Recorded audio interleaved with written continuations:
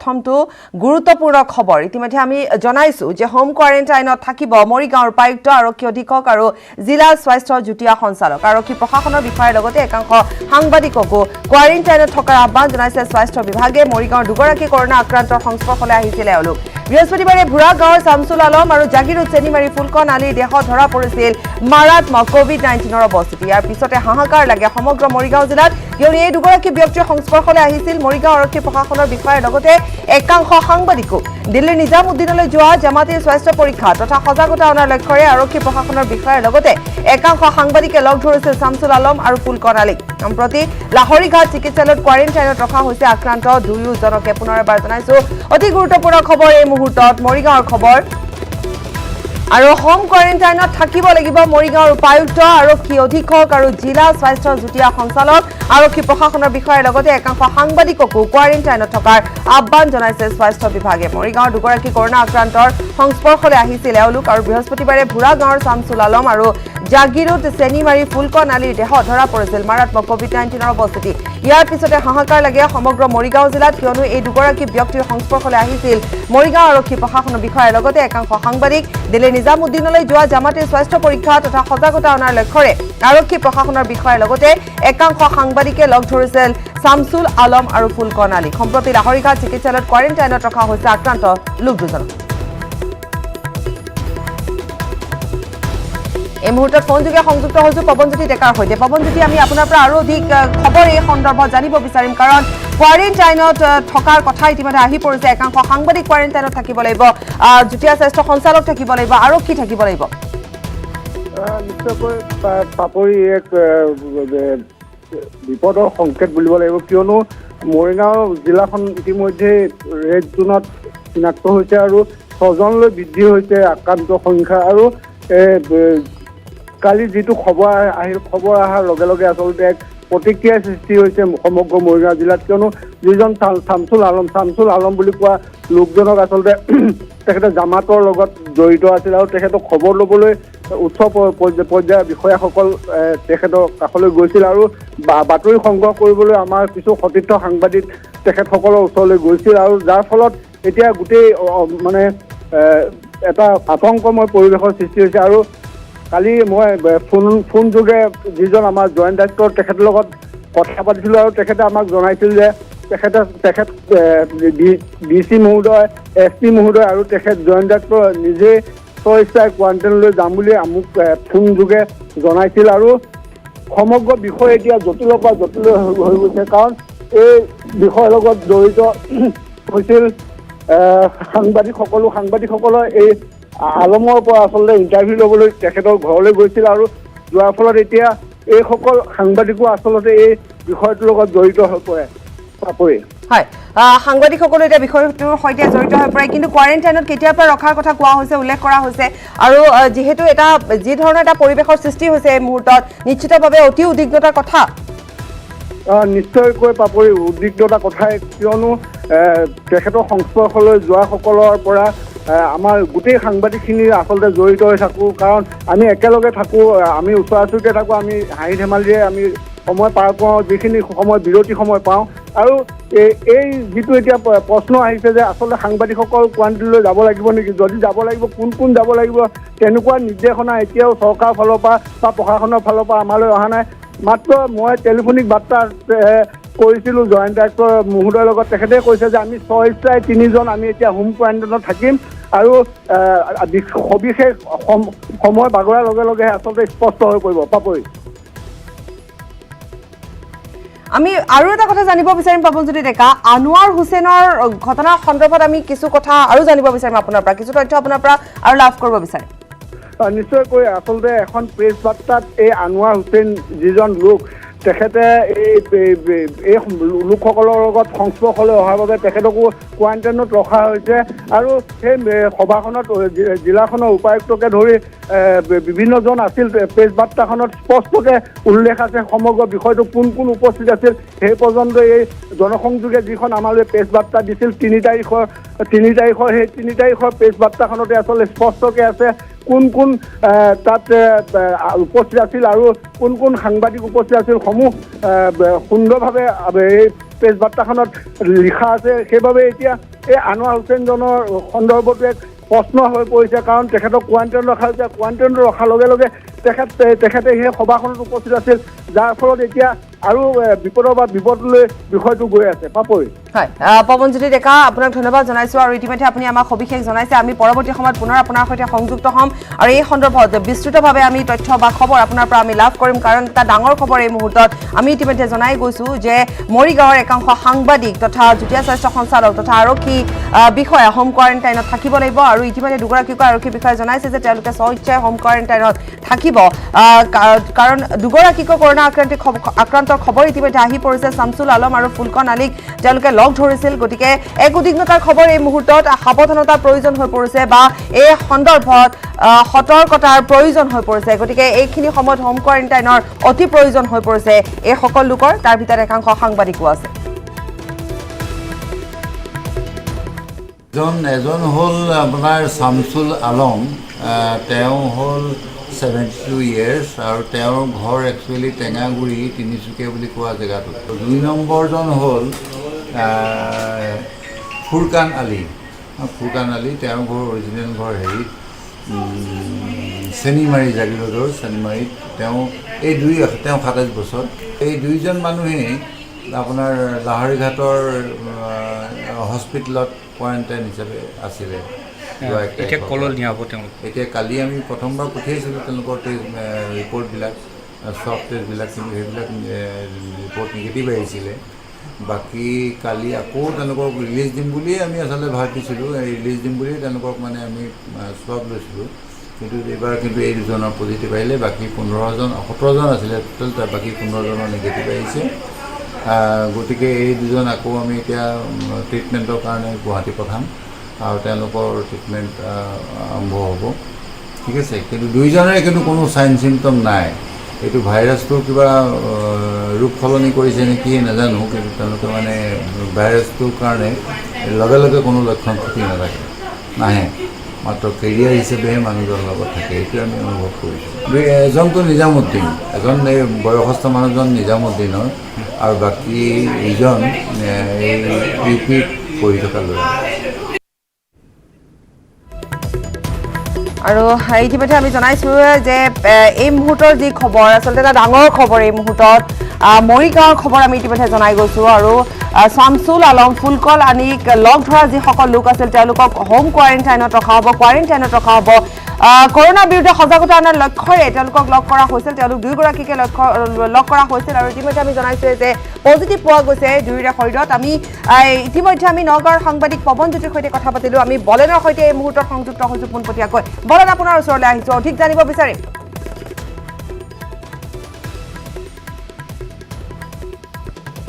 পাপৰি এই মুহূৰ্তত অতি ভয়ংকৰ খবৰ কিয়নো যি ইতিমধ্যে মৰিগাঁও জিলা উপায়ুক্ত আৰু আৰক্ষী অধীক্ষকৰ ইতিমধ্যে কোৱাৰেণ্টাইনৰ ব্যৱস্থা কৰা হৈছে ঠিক একেদৰে আমি জানিব পৰা মতে স্বাস্থ্য যুটীয়া সঞ্চালকগৰাকীকো ইতিমধ্যে কোৱাৰেণ্টাইনৰ ব্যৱস্থা গ্ৰহণ কৰা হৈছে একেদৰে সাংবাদিক তাত জড়িত আছিল বা সাংবাদিক তাত ঘটনাস্থলীত উপস্থিত আছিল গতিকে সাংবাদিকক কোৱাৰেণ্টাইনৰ ব্যৱস্থা গ্ৰহণ কৰা হৈছে মূল যদি আমি হিষ্ট্ৰীটো চাবলৈ যাওঁ ঠিক এনেকুৱা যে 31 মাৰ্চত যেতিয়া তেখেতসকলে উভতি আহিছিলে মৰিগাঁৱত এটা মাৰ্কাজ ভুৰাগাঁও মাৰ্কাজৰ কাৰ্যালয়ত তেখেতসকলক লগ কৰা হৈছিলে আৰু তেতিয়াই জিলা উপায়ুক্ত আৰু SP উপস্থিত আছিলে আৰু তেখেতসকলক বুজাবলৈ চেষ্টা কৰিছিলে যিসকল দিল্লী মাৰ্কাজলৈ গৈছিলে তেখেতসকলক অতি শীঘ্ৰে কোৱাৰেণ্টাইন কৰিব লাগে আৰু তাৰ ক্ষেত্ৰত এই দুগৰাকী ব্যক্তিয়ে বিশেষকৈ সহযোগিতা স্থাপন কৰিব লাগে অতি প্ৰত্যক্ষভাৱে তেখেতসকলৰ সৈতে কথা পাতিছিলে আৰু তেনে অৱস্থাত যেতিয়া তেখেতসকলৰ ভুৰাগাঁও মাৰ্কাজত যিটো মছজিদত অনুষ্ঠিত হৈছিলে যিখন বৈঠক সেই বৈঠকত তাত কেইবাগৰাকীও লোক আছিলে একেদৰে সাংবাদিক উপস্থিত আছিলে আৰু তাৰপিছত আমি যদি চাবলৈ যাওঁ যে সেইগৰাকী ব্যক্তিয়ে 10 মাৰ্চত গুৱাহাটী আহিছিলে গুৱাহাটীত আহি ইতিমধ্যে আঠগাঁও যিহেতুকে মছজিদ চিল কৰা হৈছে কবৰস্থান চিল কৰা হৈছে সেই স্থানতো এখন বৈঠকত উপস্থিত হৈছিলে সেয়া আছিলে শামছুল আলম আৰু শামছুল আলমে সেই সময়তে যদিহে প্ৰত্যক্ষভাৱে আৰক্ষীক সেই কথাটো স্পষ্টকৈ ক'লেহেঁতেন যে তেখেতেও মাৰ্কাজলৈ গৈছিলে বা তেখেতৰ দেহতো বা তেনেকুৱা ধৰণৰ সন্দেহ থাকিব পাৰে হয়তো সেই সময়তে শ্বৰ্টলিষ্ট কৰিব পাৰিলেহেঁতেন কিন্তু সেয়া নহ'ল কাৰণ সেয়া আচলতে লুকাবলৈ চেষ্টা কৰিছিলে হয়তো আৰু যাৰ ফলস্বৰূপে এটা সময় নিৰ্দিষ্ট সময় আঁতৰিল আৰু 31 যিহেতুকে মাৰ্চতেই ইতিমধ্যে ইতিমধ্যে জিলা উপায়ুক্ত আৰু আৰক্ষী অধীক্ষকে সাক্ষাৎ কৰিছিলে লগ কৰিছিলে তাৰ পৰা ইতিমধ্যে কেইবাটাও দিন উকলি গৈছে ইতিমধ্যে 17টা দিন উকলি গৈছে আৰু তাৰ পিছত ইতিমধ্যে স্বাস্থ্য পৰীক্ষা কৰা হৈছিল আৰু যোৱাকালি দেহত ইতিমধ্যে কোভিড-19 ধৰা পৰিছে আৰু এই কথা প্ৰকাশ হোৱাৰ পিছতে বিশেষকৈ এই মুহূৰ্তত প্ৰশ্ন আহিছে যে শেহতীয়া সময়খিনি 31 মাৰ্চৰ পৰা 17 দিন সময়ছোৱাত আৰক্ষী অধীক্ষক তথা উপায়ুক্তগৰাকীয়ে নিশ্চিতভাৱে জিলাখনৰ কেইবাটাও স্থানত গৈছে তেখেতসকলে জনসাধাৰণৰ সহায়ৰ অৰ্থেই হওক বা অন্যান্য তেখেতসকলে যোগাযোগ স্থাপনৰ ক্ষেত্ৰতে হওক তেখেতসকলে গৈছিলে আৰু তেনে অৱস্থাত হয়তো বহু লোকৰ সংস্পৰ্শলৈ আহিছিলে আৰু তেনে এটা প্ৰশ্ন আহিছে যে সেইসকল লোক আজিৰ তাৰিখত সুৰক্ষিত হয় নে নহয় তাকে এক ডাঙৰ প্ৰশ্ন আহিছে ঠিক একেদৰে ক'ব পাৰি যে যিগৰাকী শামছুল আলম তেখেতে আটগাঁৱত আহিছিলে আটগাঁৱত অহা সময়ত তেখেতে যিখন ইতিমধ্যে প্ৰকাশ পাইছিলে যে প্ৰায় 100জনীয়া লোকৰ এখন তালিকা আৰু সেইসকল লোক তাত উপস্থিত আছিলে সেইসকলে প্ৰত্যক্ষভাৱে তাত তেখেতসকলে বৈঠকত মিলিত হৈছিলে আৰু তাৰে কেইবাগৰাকী লোক এই মুহূৰ্তত দেখিব পোৱা গৈছে তেখেতসকলে ধৰা দিয়া নাই তেখেতসকলৰ নাম যদিওবা প্ৰায় 56গৰাকী লোকৰ নাম ইতিমধ্যে প্ৰকাশ হৈছে কিন্তু বাকী কেইগৰাকী লোকে এই মুহূৰ্তত ধৰা দিয়া নাই গতিকে প্ৰশ্ন আহিছে যে বাকী 44গৰাকী লোকে এই মুহূৰ্তত আত্মগোপন কৰি থকাৰ ফলস্বৰূপে সেইসকলৰ পৰিয়াল তথা সেইসকলৰ সমাজখনৰ ইতিমধ্যেও এক বিপদৰ দিশে গতি কৰিছে যে তেখেতসকলৰ ওচৰ চুবুৰীয়া এই মুহূৰ্তত সুৰক্ষিত নহয় কিয়নো এক দেখিব পোৱা গৈছে প্ৰথম অৱস্থাত যদিওবা ৰাজ্যৰ পৰিস্থিতি অতিকৈ বেয়ালৈ গতি কৰা নাছিলে কিন্তু এই মুহূৰ্তত যদি আমি চাবলৈ যাওঁ যে মৰিগাঁও জিলাত ইতিমধ্যে ৰেড এলাৰ্ট ঘোষণা কৰা হৈছে মৰিগাঁৱত ইতিমধ্যে কেইবাটাও কেছ প্ৰকাশ হৈছে আৰু তাৰ পিছত শেহতীয়া দুটা কেছে আসলতে এই ধৰণৰ পৰিৱেশ সৃষ্টি কৰিবলৈ আগবাঢ়িছে যেন আসলতে গোটেই ব্যৱস্থাটোৰ ক্ষেত্ৰতে সেই যি মুৰব্বী জিলাখনৰ যি দুগৰাকী মুৰব্বী সেই দুগৰাকীৰ দেহত যদি সম্ভৱতঃ তেখেতসকলৰ দেহত বা তেখেতসকলৰ প্ৰত্যক্ষ সংস্পৰ্শত অহাৰ ফলস্বৰূপে যদি কোভিড-19 ধৰা পৰে তেতিয়াহ'লে কিমান এক ভয়ংকৰ পৰিৱেশৰ সূচনা হ'ব সেয়া নিশ্চিতভাৱে কোৱাৰ প্ৰয়োজন নাই কিয়নো ইতিমধ্যে স্বাস্থ্য বিভাগৰ তৰফৰ পৰা জিলা উপায়ুক্ত আৰু এছপিক ইতিমধ্যে কোৱা হৈছে যে তেখেতসকলে হোম কোৱাৰেণ্টাইনৰ ব্যৱস্থা গ্ৰহণ কৰিছে আৰু যোৱাকালিৰ পৰা তেখেতসকলে কাৰ্যকৰী কৰিছে আৰু এই ক্ষেত্ৰত ইতিমধ্যে জিলা যুটীয়া স্বাস্থ্য সঞ্চালকগৰাকীকো তেখেতলোকক দিয়া হৈছে তেখেতসকল হোম কোৱাৰেণ্টাইনৰ ব্যৱস্থা গ্ৰহণ কৰা হৈছে এটা কথা স্পষ্ট ক'ব পাৰি যে জিলাখনৰ এই মুহূৰ্তত প্ৰায় 7গৰাকীকৈ লোকক এই মুহূৰ্তত হোম কোৱাৰেণ্টাইনৰ ব্যৱস্থা গ্ৰহণ কৰা হৈছে আৰু তেখেতসকলক যোৱাকালিৰ পৰা কাৰ্যকৰী কৰা হৈছে আৰু যদিহে স্বাস্থ্য পৰীক্ষাৰ অন্তত যদি তেখেতসকলৰ দেহত কোভিড-19 ধৰা পৰে তেতিয়াহ'লে নিশ্চিতভাৱে এক ভয়ংকৰ যে ঘটনা পৰিণত হ'ব সেয়া কিন্তু এই মুহূৰ্তত স্পষ্টকৈ ক'ব পাৰি নিশ্চয় বলেন আপোনাক ধন্যবাদ জনাইছো আৰু দেখিবলৈ পোৱা গৈছে যে স্বাস্থ্য বিভাগে যেনে ধৰণৰ ভূমিকা গ্ৰহণ কৰিছে পদক্ষেপ গ্ৰহণ কৰিছে আৰক্ষী প্ৰশাসনে যেনে ধৰণৰ ভূমিকা গ্ৰহণ কৰিছে তাৰ মাজতে কিন্তু এনে ধৰণৰ যিসমূহ খবৰ আহি পৰিছে যিসমূহ খবৰে এতিয়া এক উদ্বিগ্নতাৰ সৃষ্টি কৰিছে এক আতংকময় পৰিস্থিতি বা পৰিৱেশৰ সৃষ্টি কৰাৰ সম্ভাৱনা লাহে লাহে যেন প্ৰকট হৈ পৰিছে আৰু এই ক্ষেত্ৰত ক'ব পাৰি যে আমি আৰু অধিক সতৰ্কতা বা সাৱধানতা অৱলম্বন কৰা খুবেই বেছি প্ৰয়োজন হৈ পৰিছে গতিকে লকডাউন যাতে শিথিল হোৱাৰ কথা যি সময় ওলাই আছে যে লকডাউন শিথিল হ'বলৈ বহু লোকে বাট চাই আছে গতিকে এইখিনিতে ক'ব পাৰি যে লকডাউন কোনো পৰ্যায়ে আচলতে শিথিল হ'ব নালাগে এইখিনি সময়ত ঘৰত থকাটো খুবেই বেছি প্ৰয়োজন কাৰণ ইটোৰ পাছত সিটোকৈ খবৰ আহি পৰিছে আৰু নিশ্চিতভাৱে এক আতংকৰ খবৰ আহি পৰিছে এতিয়া মৰিগাঁৱৰ পৰা ইতিমধ্যে মৰিগাঁৱৰ সাংবাদিকগৰাকীয়ে পৱনজ্যোতি ডেকাই আমাক সবিশেষ জনাইছে আৰু আমি আমাৰ দৰ্শকসকলক পুনৰ এবাৰ কওঁ যে কৰোনাৰ বিৰুদ্ধে সজাগতা অনাৰ লক্ষ্যৰে যি দুগৰাকী লোকক সাক্ষাৎ কৰা হৈছিল সেই দুগৰাকী লোকে কোভিড-19 পজিটিভ বুলি জানিব পৰা গৈছে তেওঁলোকৰ দেহত ভাইৰাছৰ অৱস্থিতি ধৰা পৰিছে আৰু যাৰ ফলত এতিয়া কোৱাৰেণ্টাইনলৈ যাব লাগিব একাংশ সাংবাদিক লগতে যুটীয়া স্বাস্থ্য সঞ্চালক লগতে আৰক্ষী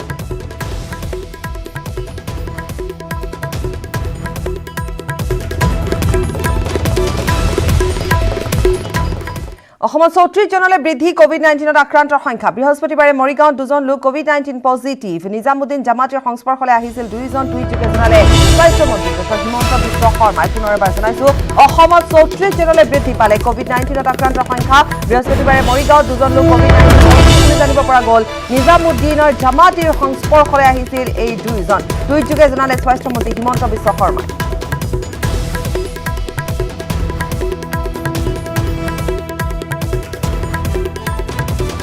আৰু ইতিমধ্যে আমি জনাই গৈছো যে অসমত 34 জনলৈ বৃদ্ধি পাইছে কোভিড-19ত আক্ৰান্তৰ সংখ্যা টুইটযোগে ইতিমধ্যে স্বাস্থ্যমন্ত্ৰীগৰাকীয়ে জনালে আৰু মৰিগাঁৱত যি দুজনৰ কথা ইতিমধ্যে উল্লেখ কৰা হৈছে কোভিড-19ত আক্ৰান্তৰ কথা কোৱা হৈছে সেই দুজন লোক কোভিড-19 পজিটিভ পোৱা গৈছে আৰু দুইজনে নিজামুদ্দিনৰ জামাতীৰ সংস্পৰ্শলৈ আহিছিল আৰু কৰোনাৰ বিৰুদ্ধে সজাগতা সৃষ্টি কৰাৰ লক্ষ্যৰে এই দুজন লোকক সাক্ষাৎ কৰিছিল সাংবাদিক আৰু আৰক্ষী বা যুটীয়া স্বাস্থ্য সঞ্চালকে আৰু ইতিমধ্যে আমি জনাই গৈছো যে কোৱাৰেণ্টাইনত এতিয়া থাকিব লাগিব এই সকলো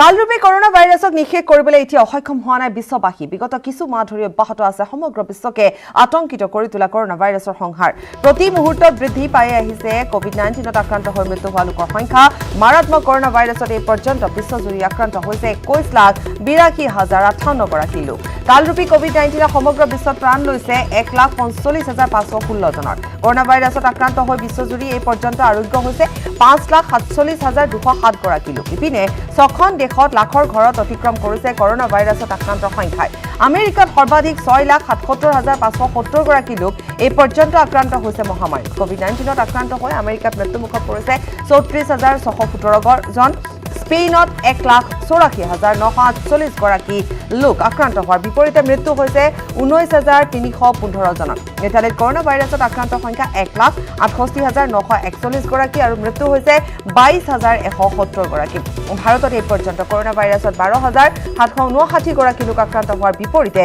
আৰোগ্য হৈছে 1,515 গৰাকী লোক ভাৰতত কৰোনা ভাইৰাছত আক্ৰান্ত হৈ এই পৰ্যন্ত মৃত্যু হৈছে 420 জন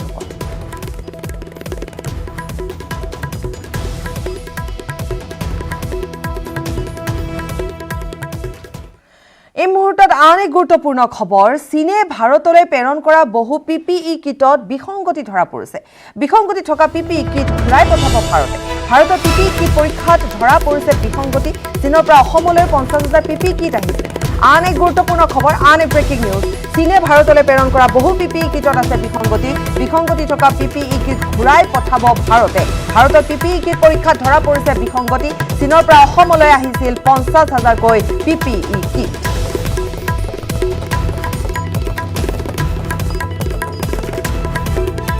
আৰু চীনে ভাৰতলৈ প্ৰেৰণ কৰা পিপি কিটত বিসংগতি ধৰা পৰিছে বিসংগতি থকা পিপি কিটসমূহ ইতিমধ্যে ভাৰতে ঘূৰাই পঠোৱাৰ সিদ্ধান্ত গ্ৰহণ কৰিছে যিহেতু অসমলৈ 50,000 কৈ পিপি কিট আহিছিল চীনৰ পৰা গতিকে এই মুহূৰ্তলৈকে ধৰা পৰা নাই অসমৰ বিসংগতিৰ কথা এই মুহূৰ্তলৈকে পোহৰলৈ অহা নাই যদিও ভাৰতত যিসমূহ পিপি কিট চীনৰ পৰা আহিছিল তাত বিসংগতি ধৰা পৰাৰ খবৰ আহি পৰিছে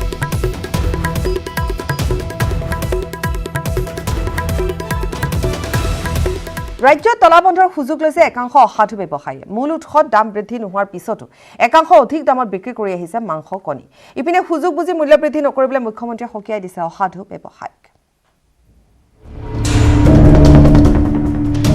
সাৱধান অসাধু ব্যৱসায়ী চক্ৰ জনতাৰ বিপদৰ সময়ত সুযোগ নলব ৰাজ্যৰ হাঁহ কণী মাংস ব্যৱসায়ীলৈ আহ্বান অসম পশুধন আৰু হাঁহ কুকুৰা নিগমৰ অধ্যক্ষ মনোজ শইকীয়াৰ যে প্ৰশাসনে যিটো মূল্য নিৰ্ধাৰণ কৰিছে এই মূল্যটো যাতে কঠোৰভাৱে ৰূপায়ণ কৰা হয় তাৰ ওপৰত গুৰুত্ব দিয়া হৈছে কোনো ব্যৱসায়ীয়ে যাতে এই ধৰণে বিক্ৰীৰ নামত যাতে আমাৰ জনসাধাৰণৰ পৰা অধিক মূল্য যাতে তেওঁলোকে নলয় মূল উৎসত বৃদ্ধি হোৱা নাই কণী মাংসৰ দাম পূৰ্বৰ নিৰ্ধাৰিত মূল্যতে ক্ৰয় হৈছে কণী ব্ৰইলাৰ তেন্তে কিহৰ ভিত্তিত বজাৰত বৃদ্ধি পাইছে কণী ব্ৰইলাৰৰ দাম প্ৰশ্ন মনোজ শইকীয়াৰ কণী যথেষ্ট পৰিমাণে আমাৰ ৰাজ্যত উপলব্ধ আছে বাহিৰৰ পৰা যিখিনি কণী আহিব লাগে সেইখিনি কণী প্ৰতিদিনে আমাৰ ৰাজ্যলৈ আহি আছে আৰু মই যিখিনি খবৰ লৈছোঁ ইয়াৰ সেই অনুসৰি আমাৰ খুচুৰা যিসকল ব্যৱসায় কাৰণ কণীটো এতিয়া উপলব্ধ হৈছে অকল গেলামালৰ দোকানত কাৰণ আমি যিহেতু কণীৰ কাৰণে সুকীয়া কোনো বিক্ৰীৰ ব্যৱস্থা আমাৰ নাই সেইকাৰণে গেলামালৰ দোকানৰ জৰিয়তে কণীটো বিক্ৰীৰ ব্যৱস্থা কৰা হৈছে আৰু এই খুচুৰা বিক্ৰীৰ ক্ষেত্ৰত কণীটো প্ৰতি কণীত 5 টকা মূল্যত বিক্ৰীৰ ব্যৱস্থা আছে আৰু তাতকৈ যদি কোনোবাই অধিক মূল্যত কণীৰ নামত ধন ল'ব বিচাৰে তেতিয়াহ'লে তেনেধৰণৰ ব্যক্তিৰ ওপৰত কিন্তু ব্যৱস্থা হাতত লোৱা হ'ব মাংস কণীত বৰ্ধিত দাম সংগ্ৰহ কৰিলে বিভাগে ল'ব উপযুক্ত ব্যৱস্থা হাঁহ কুকুৰা নিগমৰ অধ্যক্ষ মনোজ শইকীয়াৰ নিৰ্দেশ খুচুৰা বিক্ৰেতাই 5 টকাত বিক্ৰী কৰিব লাগিব কণী 5 টকাৰ ওপৰত নিদিব প্ৰতিটো কণীত অধিক দাম সংগ্ৰহ কৰিলে পোনপটীয়াকৈ দাখিল কৰিব পাৰিব অভিযোগ তাৰ বাবে অচিৰেই মুকলি কৰিব অভিযোগ নম্বৰ এই নম্বৰটোত ফোন কৰি অসম পশুধন আৰু হাঁহ কুকুৰা নিগমক দিব পাৰিব অভিযোগ ইপিনে মহানগৰবাসীয়ে 2 এদিনতে লাভ কৰিব ছাগলী মাংস ইতিমধ্যে আমি আমাৰ পশুধন নিগমৰ যেহেতু এটা অত্যাধুনিক আমাৰ যেহেতু বিজ্ঞানসন্মত কছাইখানা আছে যিটোৰ জৰিয়তে হাইজেনিক মিটটো জনসাধাৰণে পাব পৰা ব্যৱস্থা কৰা হয় আমি ভাবিছোঁ যে 2 এদিনতে আমি আমাৰ এই আধুনিক যিটো কছাইখানা এই কছাইখানাটো আমি মুকলি কৰিম আৰু গুৱাহাটী মহানগৰবাসীয়ে যাতে ছাগলীৰ মাংসটো স্বাস্থ্যসন্মতভাৱে যাতে তেওঁলোকে আহাৰ হিচাপে গ্ৰহণ কৰিব পাৰে তাৰ কাৰণে আমি বজাৰলৈ আগবঢ়াই দিয়াৰ কথা চিন্তা চৰ্চা কৰিছোঁ এনেদৰেই এতিয়া লকডাউনৰ মাজতে মহানগৰবাসীক উৎকৃষ্ট খাদ্য যোগান ধৰিবলৈ সাজু হৈছে হাঁহ কুকুৰা নিগম কেমেৰা পাৰ্চন মনোজৰ সহযোগত বলেন ভট্টাচাৰ্যৰ report news 18 Assam north east breaking news আহি পৰিছে আমাৰ হাতত আজিৰ পৰা মহানগৰীবাসীয়ে ঘৰে ঘৰে পাব মাছ মাংস কণী 8জন ব্যৱসায়ী ঘৰে ঘৰে যোগান ধৰিব মাছ মাংস কণী গুৱাহাটীৰ 8টা স্থানত 8জন ব্যৱসায়ীক অনুমতি প্ৰদান কৰা হৈছে অসম পশুধন আৰু হাঁহ কুকুৰা নিগমৰ অনুমতি প্ৰদান কুকুৰা মাংস প্ৰতি কিলোগ্ৰামত 240 টকা ধাৰ্য কৰা হৈছে ছাগলীৰ মাংস প্ৰতি কিলোগ্ৰামত 650 টকা ধাৰ্য কৰা হৈছে কণীৰ প্ৰতি প্লেটৰ 140 টকা ধাৰ্য কৰা হৈছে পুনৰ এবাৰ জনাইছোঁ আমি আজিৰে পৰা মহানগৰবাসীয়ে ঘৰে ঘৰে মাছ মাংস কণী পাব 8জন ব্যৱসায়ীয়ে ঘৰে ঘৰে যোগান ধৰিব মাছ মাংস আৰু কণী গুৱাহাটীৰ 8টা স্থানত 8জন ব্যৱসায়ীক অনুমতি প্ৰদান কৰা হৈছে অসম পশুধন আৰু হাঁহ কুকুৰা নিগমৰ অনুমতি প্ৰদান আৰু আমি যেহেতু নিউজ 18 বাতৰি সম্প্ৰচাৰ কৰিছিলোঁ কালি অধ্যক্ষ মনোজ শইকীয়াই এই সন্দৰ্ভত আমাক জনাইছিল স্পষ্ট কৰিছিল যে অতি সোনকালে ঘৰে ঘৰে দিয়া হ'ব বা ছাগলী মাংস অতি সোনকালে উপলব্ধ হ'ব আৰু সেই অনুপাতে দেখিবলৈ পোৱা গৈছে আজিৰে পৰাই এই অনুমতি প্ৰদান কৰা হৈছে কুকুৰা মাংস প্ৰতি কিলোগ্ৰামত 240 টকাকৈ ধাৰ্য কৰা হৈছে ছাগলী মাংস প্ৰতি কিলোগ্ৰামত 650 টকা ধাৰ্য কৰা হৈছে আৰু কণী প্ৰতি প্লেটৰ 140 টকা ধাৰ্য কৰা হৈছে অৰ্থাৎ মহানগৰবাসী এতিয়া ঘৰে ঘৰে ঘৰতে পাব মাছ মাংস কণী গতিকে ঘৰতে উপলব্ধ হ'ব মাথো উদ্দেশ্য এটাই যে লকডাউন চলি আছে আপোনালোক ঘৰতে থাকক ঘৰতে উপলব্ধ হ'ব আপোনালোকৰ খাদ্য সামগ্ৰী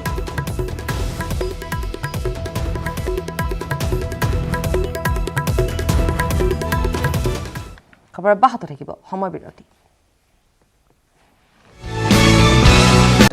এতিয়া কৰোনা ভাইৰাছৰ ভেকচিন ওলোৱা নাই কিন্তু ভেকচিন প্ৰস্তুত কৰাৰ বাবে প্ৰয়োজনীয় জেনম সিকুৱেন্স তৈয়াৰ কৰিবলৈ সক্ষম হৈছে ভাৰতে এই কৃতিত্বৰ দাবীদাৰ হৈ পৰিছে গুজৰাট গুজৰাটৰ বিজ্ঞানীয়ে কোভিড-19ৰ দৰে মাৰাত্মক ভাইৰাছৰ জেনম সিকুৱেন্স আৱিষ্কাৰ কৰাৰ কথা পোহৰলৈ আহিছে বিশ্বৰ উন্নত দেশসমূহে যি সময়ত কোভিড-19ৰ প্ৰতিষেধক উলিয়াবলৈ পৰীক্ষা নিৰীক্ষা চলাই আছে সেই সময়তে গুজৰাটৰ বায়োটেকনলজি ৰিচাৰ্চ চেণ্টাৰে কোভিড-19ৰ জেনম সিকুৱেন্স উলিওৱাৰ তথ্যই নিশ্চিতভাৱে এক আশাৰ ৰেঙনি কঢ়িয়াই আনিছে এই জেনম সিকুৱেন্সৰ দ্বাৰা কোভিড-19ৰ বাবে কি প্ৰতিষেধক কাৰ্যক্ষম হ'ব অথবা শৰীৰত ক্ৰিয়া কৰিব তাৰ দিশ নিৰ্ধাৰণ কৰিব পাৰিব जीनोम सीक्वेंस ये है कि हर कोई सजीव के अंदर इसकी जो संरचना होती है वो न्यूक्लियोटाइड्स से बनी हुई होती है और उससे ही उसका स्ट्रक्चर उसका नेचर वो डिसाइड होता है तो ये जो वायरस है उसकी संरचना जो है वो न्यूक्लिक एसिड में भी राइबोन्यूक्लिक एसिड से बनी हुई होती है आरएनए जिसको बोलते हैं और ये आरएनए डिसाइड करता है कि वायरस कैसा होगा कैसे रहेगा उसके कितने प्रोटीन्स रहेंगे वो कैसे मल्टीप्लाई होगा वो सब चीज ये न्यूक्लिक एसिड डिसाइड करता है উল্লেখযোগ্য যে গুজৰাটৰ বায়োটেকনলজি ৰিচাৰ্চ চেণ্টাৰ দেশৰ একমাত্ৰ লেবৰেটৰী য'ত যিকোনো মহামাৰীৰ ভাইৰাছৰ জেনম সিকুৱেন্সৰ ওপৰত পৰীক্ষা কৰা হয় bureau report news 18 Assam north east Uttarkashi Gangotri ৰাষ্ট্ৰীয় ঘাইপথত চাংথাঙৰ হিমস্খলন চাংথাং হিমবাহৰ পৰা খহি পৰে বৃহৎ আকাৰৰ বৰফ গ্ৰীষ্মকাল অহাৰ লগে লগে ৰাষ্ট্ৰীয় ঘাইপথটোত চাংথাঙৰ হিমবাহে ঢাকি পেলাইছে যাৰ বাবে ৰাষ্ট্ৰীয় ঘাইপথটোৰে ব্যাহত হৈ পৰিছে যাতায়াত কেমেৰাত বন্দী হৈছে হিমস্খলনৰ দৃশ্য আমি সেই দৃশ্য দেখুৱাম ৰাষ্ট্ৰীয় ঘাইপথৰ চাংথাঙৰ এয়া হিমস্খলন চাংথাং হিমবাহৰ পৰা খহি পৰিছে বৃহৎ আকাৰৰ বৰফ গ্ৰীষ্মকাল অহাৰ লগে লগে ৰাষ্ট্ৰীয় ঘাইপথটোত চাংথাঙৰ হিমবাহে ঢাকি পেলাইছে যাৰ বাবে ৰাষ্ট্ৰীয় ঘাইপথটোৰে ব্যাহত হৈ পৰিছে যাতায়াত কেমেৰাত বন্দী হৈছে হিমস্খলনৰ দৃশ্য দেখুৱাইছোঁ ৰাষ্ট্ৰীয় ঘাইপথটো ঢাকি ধৰিছে হিমস্খলনে ৰাষ্ট্ৰীয় ঘাইপথটোৰে ব্যাহত হৈ পৰিছে এতিয়া যাতায়াত ব্যৱস্থা जांगथांग का ग्लेशियर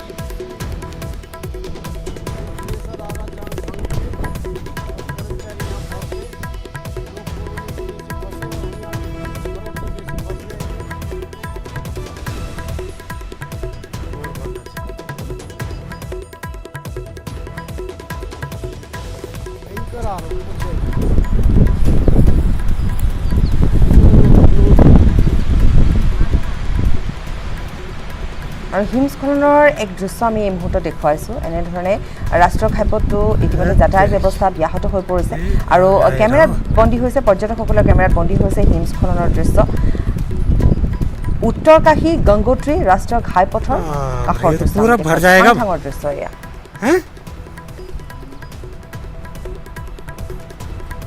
বৃহৎ আকাৰৰ বৰফ খহি পৰা দেখিবলৈ পোৱা গৈছে এক প্ৰকাৰে এই দৃশ্য ৰাইজে উপভোগো কৰিছে কিন্তু যিহেতু যাতায়াত ব্যৱস্থা ব্যাহত হৈ পৰিছে হিমস্খলনৰ ফলত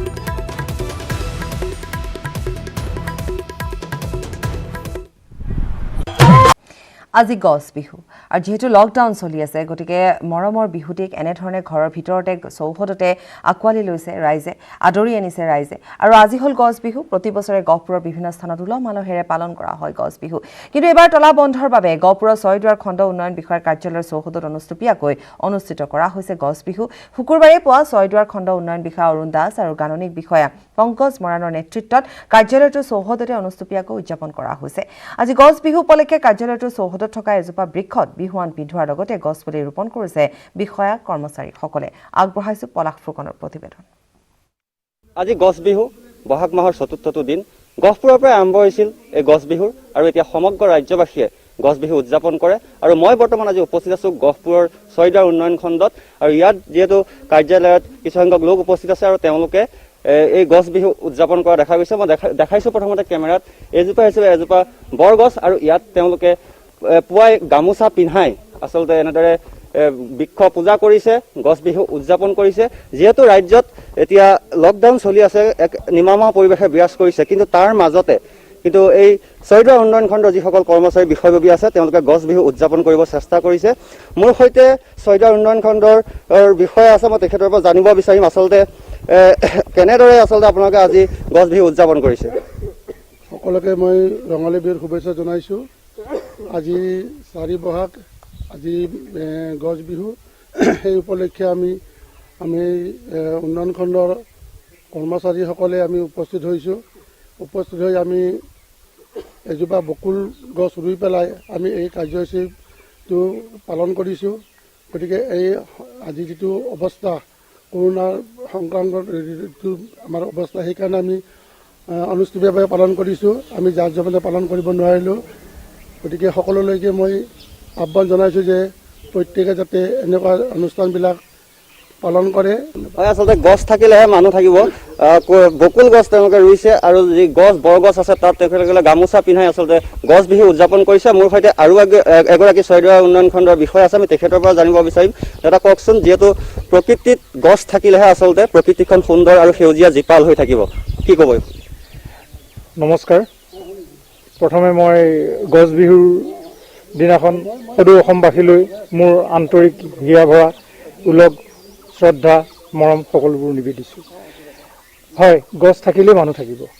গছে গোটেইখন যেতিয়া সেউজীয়া কৰি ৰাখিব সেই সেউজীয়া বৰ্ণিল এটা পৰিৱেশৰ যেতিয়া সৃষ্টি হ'ব সেই পৰিৱেশে আমাৰ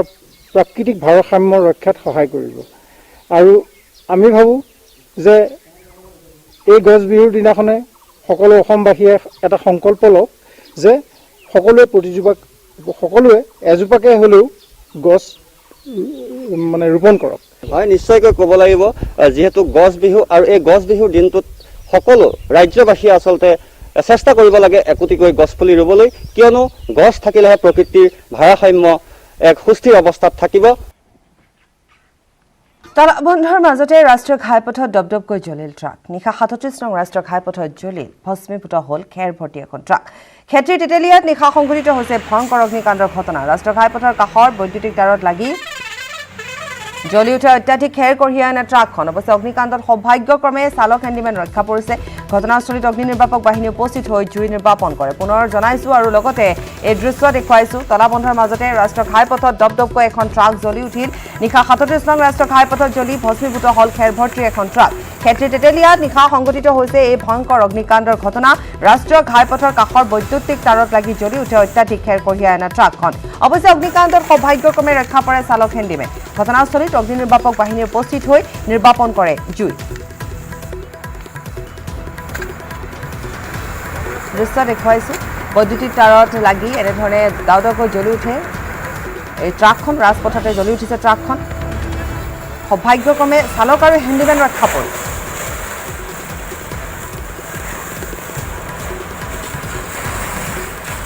খেতিৰ তেতেলিয়াৰ দৃশ্য আৰু ৩৭ নং ৰাষ্ট্ৰীয় ঘাইপথত এই ঘটনা সংঘটিত হৈছে। নিশা ভস্মীভূত হৈছে খেৰ ভৰ্তি এখন ট্ৰাক। বৈদ্যুতিক তাঁৰত লাগি ট্ৰাকত জুইৰ সূত্ৰপাত ঘটে, কিন্তু সৌভাগ্যক্ৰমে চালক আৰু হেণ্ডিমেন ৰক্ষা পৰে। অগ্নি নিৰ্বাপক বাহিনী বাহন আহি ঘটনাস্থলীত উপস্থিত হয় আৰু জুই নিৰ্বাপন কৰে। লকডাউনৰ মাজতে এই ঘটনা সংঘটিত হৈছে। ৰাষ্ট্ৰীয় ঘাইপথত দপদপকৈ জ্বলি উঠে এখন ট্ৰাক আৰু তলাবন্ধৰ মাজতে খেৰ ভৰ্তি এই ট্ৰাকখন জ্বলি উঠে, কিন্তু সৌভাগ্যক্ৰমে পুনৰ জনাইছো যে চালক আৰু হেণ্ডিমেন ৰক্ষা পৰিছে।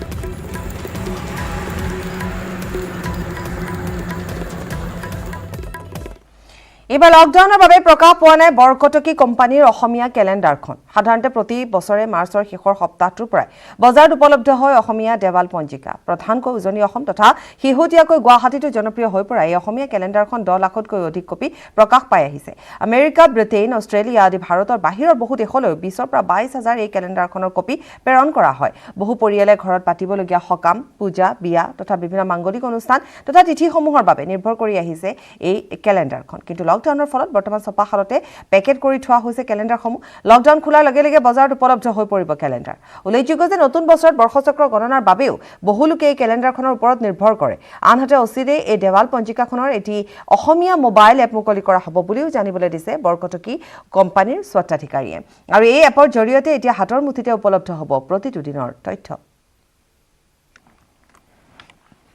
আমাৰ আচলতে বৰকটকী কোম্পানী 1898 চনৰ পৰাই, তাৰপাছত ক্ৰমান্বয়ে 1930 চনৰ পৰা কণ্টিনিউ ওলায়ে আছে বৰকটকী কোম্পানীৰ দেৱাল পঞ্জিকা। আমি আশা ৰাখিছোঁ অসমৰ ৰাইজে আমাক আদৰি ল'ব। আমাৰ এই লকডাউন খুলিলে আকৌ ৰাইজে আমাক বৰকটকী কোম্পানী এই দেৱাল পঞ্জিকা সকলোৱে বিচাৰিব পাব। আমি সকলোকে দিবলৈ একেবাৰে সুন্দৰকৈ ৰেডি কৰি ৰাখিছোঁ, কিন্তু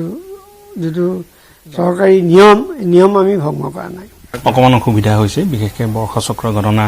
বা এইখন অকল দেৱাল পঞ্জিকাই নহয়, গোটেই বছৰটোৰ কাৰণে এখন দিনপঞ্জী। গোটেই বছৰটো অসমীয়া মানুহে এইখন চাই পেলাই এইখনৰ ওপৰত নিৰ্ভৰ কৰিয়ে চলে। অকণমান অসুবিধা হৈছে, কিন্তু আমাৰ আশা যে লকডাউন সোনকালেই শেষ হ'ব আৰু প্ৰত্যেকজন অসমবাসীয়ে পাব। এনে কিমান মান আপোনালোকে মানে প্ৰিণ্ট কৰে? সঠিক সংখ্যাটো কোৱা অকণমান কঠিন, কিন্তু আমি 10 লাখৰ ওপৰত অতিক্ৰম কৰিছোঁ। মানে বিদেশলৈ কিমান যায় আপোনালোকে? বিদেশত অসমীয়া প্ৰায় 20-22 হাজাৰ বাহিৰলৈ যায়। 20-22 হাজাৰ বাহিৰলৈ যায়। হয়, তেওঁলোকে এতিয়া বিভিন্ন জেগাত অষ্ট্ৰেলিয়া, আমেৰিকা, বিভিন্ন জেগাত এছ'চিয়েশ্যনবিলাকেও লয়। এইবাৰো আশা কৰিছোঁ লকডাউনৰ পিছত যাব। লকডাউনৰ সময়ত হাতত দা লৈ ঘৰৰ পৰা ওলাল অভিনেতা অৰুণ হাজৰিকা। খিৰিকী মুখেৰে ভুমুকিয়ালে বেহাৰবাৰী আউটপোষ্ট খ্যাত অভিনেত্ৰী বিউটি বাইলুঙে। তলাবন্ধৰ সময়ত নতুন কিবা শ্বুটিং চলি আছে নেকি? এই প্ৰতিবেদন আগবঢ়াইছোঁ, বাতৰিত বিৰতি লৈছোঁ। এই 2 বহাগৰ দিনটোত মই এটাই ঠিক কৰিছিলোঁ যে ওচৰৰ পৰ্যায়ে মোৰ যিহেতু মান্দাকাটাত আবাহন থিয়েটাৰ কেম্পটো আছে, শিবিৰ আছে, শিবিৰৰ ওচৰৰ পৰ্যায়ে প্ৰায় 5খনমান গাঁৱত প্ৰায় 150টা পৰিয়ালক আজি খাদ্য সামগ্ৰী, মোৰ সাধ্য অনুসাৰে খাদ্য সামগ্ৰী আৰু এটা সামান্য নগদ ধনৰ টোপোলা আগবঢ়াবলৈ মই চেষ্টা কৰিছোঁ। কিন্তু হাতত দা লৈ কি কৰিছে অভিনেতা অৰুণ হাজৰিকাই?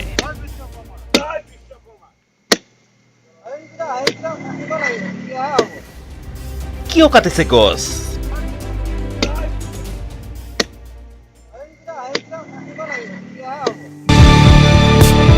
বিৰতিৰ পাছত উভতি আহিছো দুৰ্ঘটনাৰ খবৰ ল'বলৈ গ'লে চৰ্চিত হয় প্ৰাক্তন মন্ত্ৰী ৰকিবুল হুছেইন পূৰ্বে বান দুৰ্ঘটনাৰ খবৰ লোৱাৰ সময়তো ৰাজনীতি কৰা বুলি সমালোচিত হৈছিল ৰকিবুল হুছেইন এবাৰ লকডাউনৰ সময়ত দুখীয়া লোকক সহায় কৰিবলৈ গৈছিল ৰকিবুল পিছে এইবাৰো সমালোচনাৰ বলি হৈছে সামগুৰি কংগ্ৰেছ বিধায়কগৰাকী কিন্তু কিয় লকডাউন ঘৰতে আবদ্ধ জনতা হাতী খোৱাজনৰ ঘৰত আকাল আৰ্তজনৰ কাষত থিয় দিছে সহৃদয়বানজনে দুখীয়াক সহায় কৰিবলৈ নিস্বাৰ্থভাৱে ওলাই আহিছে বহুজন ভবা নাই নিজৰ লাভালাভ বিচৰা নাই প্ৰচাৰ নীৰৱে কেৱল গাঁঠিৰ ধন ভাঙি দুখীয়াজনৰ হাতত দি গৈছে সামৰ্থ্য অনুযায়ী দান বৰঙণি দুখীয়াক সহায় কৰিবলৈ গ'ল প্ৰাক্তন মন্ত্ৰী সামগুৰিৰ বিধায়ক ৰকিবুল হুছেইনো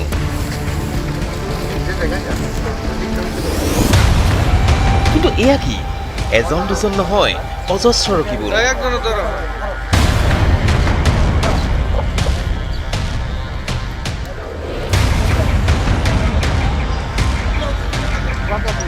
টোপোলাই টোপোলাই খোদিত ৰকিবুলৰ নাম ৰকিবুলৰ ফটো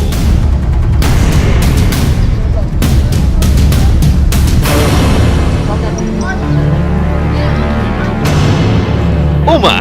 ইমানেই নহয় ৰব পোষ্টাৰো ছপাইছে বিলাইছে দুখীয়াৰ হাতে হাতে পোষ্টাৰে ৰকিবুলৰ সহায়ৰ হাত এসময়ৰ বন্ধু হিমন্ত এতিয়া দৌৰিছে চিকিৎসালয়ে আৰু এইগৰাকী নেতাই এতিয়া ঢোল পিটি দুখীয়ালৈ আগবঢ়াইছে সহায়ৰ হাত ৰব ইমানখিনি কৰিছে যেতিয়া পোষ্টাৰ বিলালে কিমানজনে জানিব ফটোটো তুলিব লাগিব দিছে ফটোৰ বাবে পজু এতিয়া মিছন কমপ্লিট পিছে সহায় কৰিবলৈ গৈ এতিয়া ৰাজনীতি কৰা বুলি তীব্ৰ সমালোচনা কৰিছে একাংশ চকু চৰহাই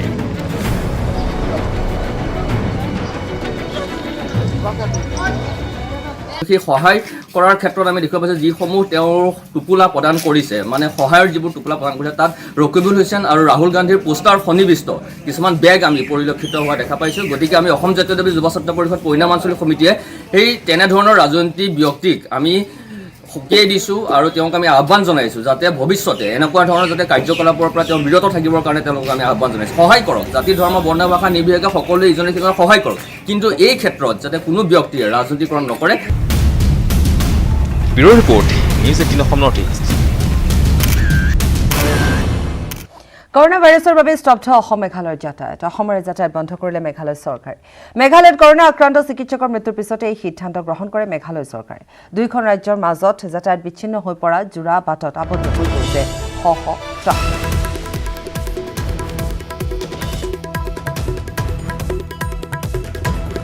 পুনৰ আমি জনাইছোঁ যে কৰোনা ভাইৰাছৰ বাবে স্তব্ধ অসম মেঘালয়ৰ যাতায়াত আৰু অসমৰে যাতায়াত বন্ধ কৰিলে মেঘালয় চৰকাৰে মেঘালয়ত কৰোনা আক্ৰান্ত চিকিৎসকৰ মৃত্যুৰ পিছতে এই সিদ্ধান্ত গ্ৰহণ কৰে মেঘালয় চৰকাৰে দুয়োখন ৰাজ্যৰ মাজত যাতায়াত বিচ্ছিন্ন হৈ পৰাত জোৰাবাটত আবদ্ধ হৈ পৰিছে শ শ ট্ৰাক